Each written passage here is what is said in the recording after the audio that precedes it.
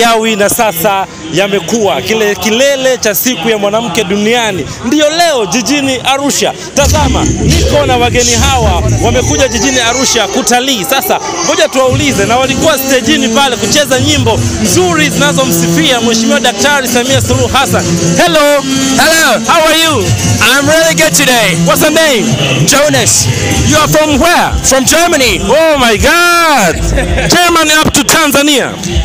Oh yeah, I think it's really great here, and I'm doing here an internship in a hospital. How do you feel to be in this country? Oh yeah, I really like it here. I love the weather and the people here, and it seems to me that you always have fun, and I like it. I like it. Thank you so much. Hi. Hi. What's your name? Maria. How do you feel today, Maria? I feel also really good. Do you know it's your day today, mommy? Yes. That's okay. Hello. And you?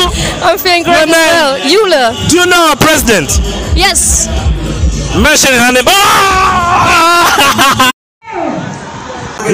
Na hivyo ndivyo ambavyo tunahitimisha kilele cha siku ya mwanamke duniani, ambapo kitaifa imefanyika hapa jijini Arusha, na mama amesema anawapenda sana wa Tanzania.